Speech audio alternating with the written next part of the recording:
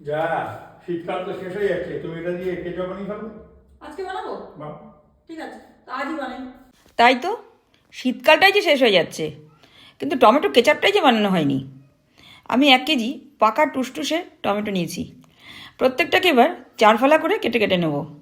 এতে কিছু মশলা দিতে হবে, যেমন জয়িত্রী, জায়ফল, গোটা জিরে, দারুচিনি, ছোটো এলাচ, লবঙ্গ।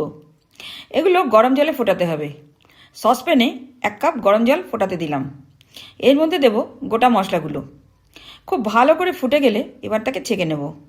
মানে যে পাত্রে আমি টমেটোগুলো সেদ্ধ করব সেখানেই ছেঁকে নেব। নিশ্চয়ই বুঝতে পারছেন আমি প্রেশার কুকারেই সিদ্ধ করব। আর মশলার সিদ্ধ করা জলটাও ওর মধ্যেই ছেঁকে নিচ্ছি। এবার ছেঁকে নেওয়ার পর তাতে দেব কাটা টমেটো, যেগুলো আমি আগেই 4 ফালি করে কেটে রেখেছিলাম। এবার বেশ কিছুটা টুকরো করা পেঁয়াজ, কিছুটা কেটে রাখা আদা, কিছুটা খোসা ছাড়ানো রসুন, বেশ কিছুটা লঙ্কা দিতে হবে ঝালের জন্য, কয়েকটা শুকনো লঙ্কা, কয়েকটা পাকা লাল লঙ্কা। এবার দেব কিছুটা বিট রঙের জন্য। দোকানে তো ফুড কালার দেয়, আমি ফুড কালার দেব না, বিট দিলেই সুন্দর কালার হবে। এবার দেব 2 চামচ নুন। একটু নেড়ে চেড়ে ওপর নিচ করে কুকার লক করে দেবো। যেহেতু বিট আছে তাই সিদ্ধ করার জন্য 4-5টা স্টিম দিতে হবে। এবার কুকার খুলে দেখাচ্ছি, দেখুন সব সিদ্ধ হয়ে গেছে। এবার মিক্সিতে পিষে নেব। আর রঙটাও কত সুন্দর লাগছে একবার দেখুন। যতই পিষে নেওয়া হোক, এটাকে একটু ছেঁকেও নিতে হবে। আমি যে কড়াইতে জাল দেব সেইখানেই ছেঁকে নিচ্ছি।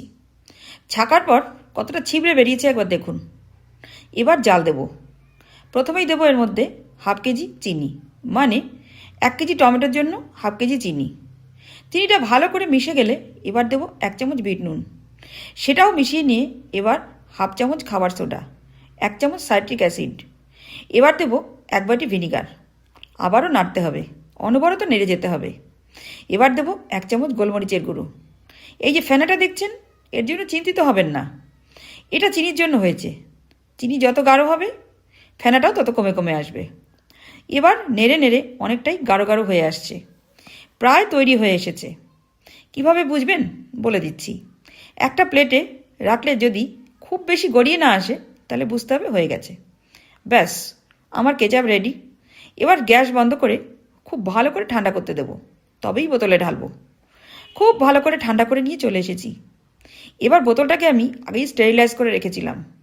এবার ফ্রানেল দিয়ে সসটা পুরোটাই ঢেলে নেব। কি সুন্দর কালারটা এসেছে একবার দেখুন। আপনারাও আর দেরি না করে ফটাফট আমার ভিডিও দেখুন আর এভাবেই বানিয়ে নিন।